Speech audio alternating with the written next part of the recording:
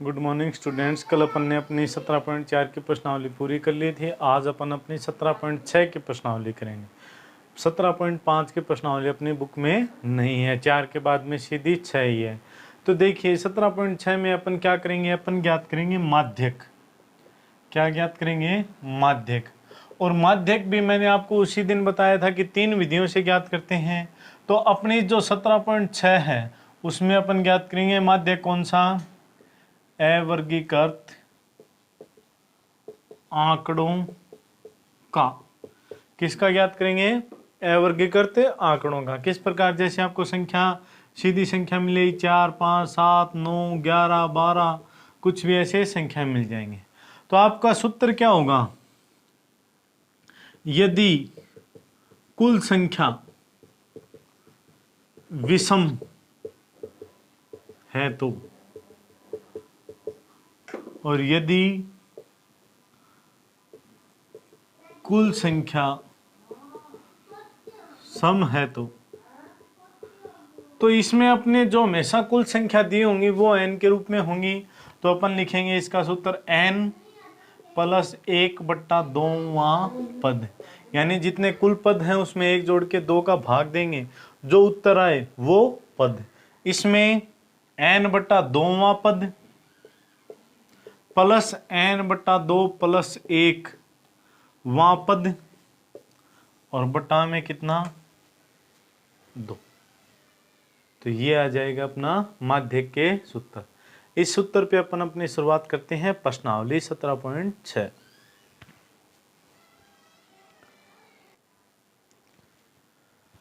अब देखिए उदाहरण नंबर 1 है। इन सभी का अपन को क्या ज्ञात करना है? माध्यक ज्ञात करना है। तो अब आपको एक बात हमेशा याद रखनी होगी कि जो भी प्रश्न आपको दिया हुआ मिले उनको आप उन संख्याओं को छोटे से बड़े क्रम में लिख लीजिए, यानी पहले छोटी संख्या, फिर उससे बड़ी, फिर उससे बड़ी, और फिर लास्ट में सबसे बड़ी। तो इसमें से आप देखोगे तो आपकी छोटी संख्या कितनी है? 20, फिर 22, फिर 23, फिर 25, फिर 26, फिर 28, और फिर 31, फिर 32, फिर 34, और फिर 34 ही है। तो एक बार इनको आप गिन के देख लीजिए। 1 2 3 4 5 6 7 8 9 10। 1 2 3 4 5 6 7 8 9। एक संख्या और रह गई, कितनी है? 35। 10 हो गई। अब अपना n का मान कितना था? 10, और 10 क्या है? सम। तो माध्यक क्या होगा? 10 प्लस 2 वां पद प्लस 10 प्लस 1/2वां पद। तो देखिए, और बटा में 2, तो 10/2वां पद यानी 5वां पद। 10 में 2 का भाग दिया 5, 5 और 1 6वां पद बटा 2। अब वो 5वां और 6वां पद आपको किस में देखना है? इस क्रम में 1 2 3 4 5। ये तो हो गया 5वां, ये हो गया 6वां। तो 26 प्लस 28 बटा 2। 8 और 6 14, 4 2 2 4 1 5 बटा 2। तो इसका माध्यक कितना होगा? 27 होगा। ये हो गया अपना एग्जाम्पल नंबर 1।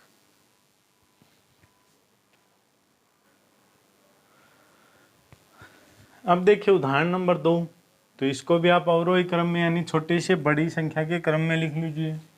तो सबसे पहले 25, फिर 31, 32, 37, 39, और 42, 43, 45 और 46। 1 2 3 4 5 6 7 8 9। 1 2 3 4 5 6 7 8 9। n का मान कितना? 9। 9 कितना? विषम। तो माध्यक कितना आ जाएगा?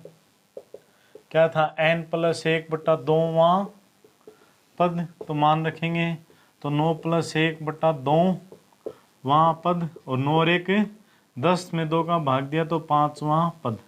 तो इसका 5वां पद कितना है? 1 2 3 4 5। ये 5वां पद है। कितना आंसर रह जाएगा? 39। ये हो गया अपना विषम संख्या का। अब देखिए 3 नंबर उदाहरण में दिया अवरोही क्रम आपको दे रखा है। यदि माध्यक 18 है तो x का मान आपको ज्ञात करना है। तो देखिए 1 2 3 4 5 6 7 8 संख्या है, n का मान कितना है 8। तो सम में अपन माध्यक के बराबर में क्या लिखेंगे, n/2 वहाँ पद प्लस n/2 प्लस 1 वहाँ पद और बटा में 2।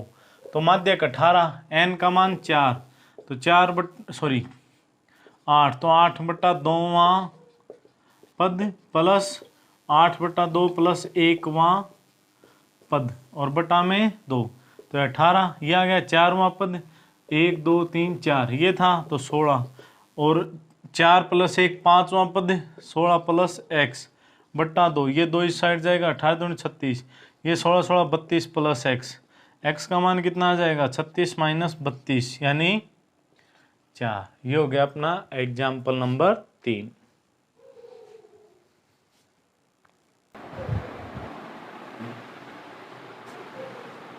अब 4 का उदाहरण एक बार छोटा है, उसके लिए दूसरा सूत्र अपन एक बार पहला और दूसरा प्रश्न कर लेते हैं।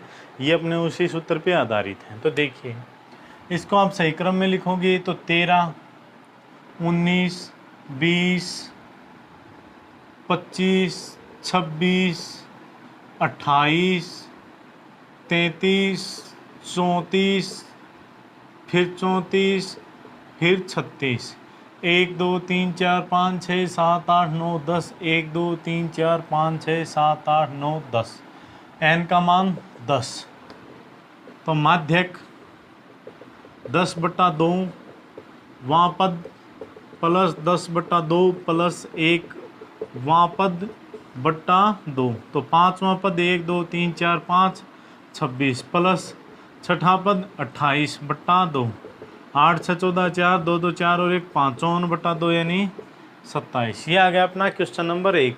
दूसरा देखिए 19 25, ये एक संख्या दे दी का माध्यक ज्ञात करो। एक बार तो अपन यहीं तक पढ़ते हैं।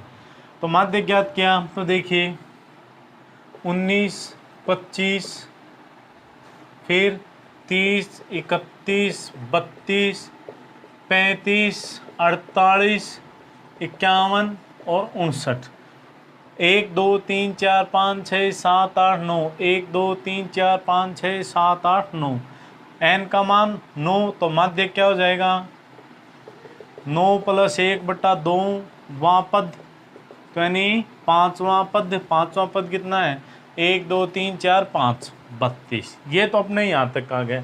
अब बोल रहा है यदि 25 को 52 से बदल दें, यानी 25 की जगह क्या लिख दें 52। तो देखिए अपना ये 25 की जगह 52 आएगा, तो 52 कहाँ पे आएगा यहाँ, तो अपना आ जाएगा 19 30 31 32 35 48 51 52 और 59।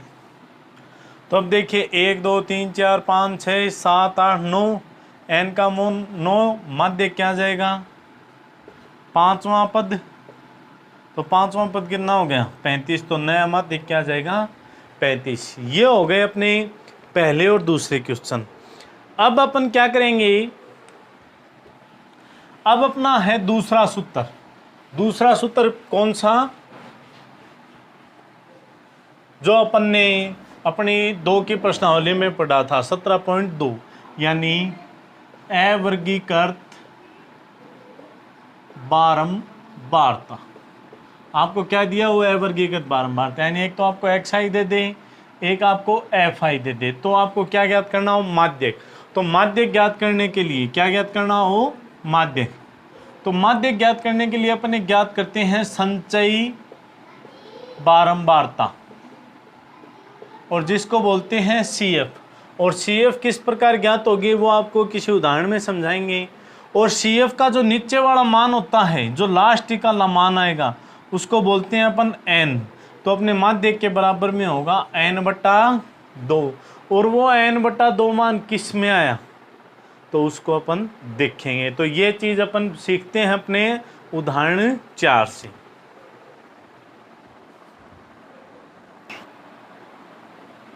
अब देखिए अपन इसका माध्यक ज्ञात करते हैं, तो अपन ज्ञात करते हैं CF।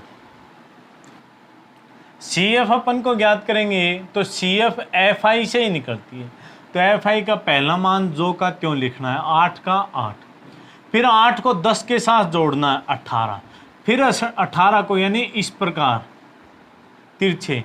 18 को 11 के साथ जोड़ेंगे तो 29, 29 को 16 के साथ 9 और 6 15, 3 और 1 4 45, 20 के साथ 65, यानी इसको इस प्रकार 65 और 25 90, 90 और 15 105, 105 और 9 114, 114 और 6 120, ये आ गया 120। ये 120 मान आप देखोगे तो एफ आई का मान भी आपका कितना आएगा 120। अगर 120 नहीं आएगा तो आपका आंसर जो ये वाला है ये क्या हो जाएगा गलत। तो देखिए 9 और 6 15, 15 15 30, 30 और 25 55, 55 और 20 75, 75 और 16 91, 91 92, 10 102 और 102 और 10 112 और 8 120, ये आ गया 120। तो अब अपना n का मान कितना आ गया 120। आप माध्य के लिए क्या करोगे n/2 यानी 120/2 कितना आ गया 60। अब आपको ये 60 देखना है कि ये किसकी CF के पास आया है, यानी ये 60 किसकी CF में आया है। तो यहाँ तक तो CF क्या थी 45 और यहाँ पे क्या थी 65। तो 45 के बाद में 65 और 65 से पहले क्या होता है 60 होता है। तो 65 से पहले 60 और 65 किसकी 5 की। तो आपका माध्य क्या हो जाएगा 5 हो जाएगा। तो ये होगा अपना आंसर। इस प्रकार से आपको देखना है। ये है अवर्गीकृत बारंबारता का माध्य ज्ञात करना। इस पर 3 प्रश्न भी हैं तो अपन वो प्रश्न देखते हैं, उनसे और अच्छा समझ में आएगा।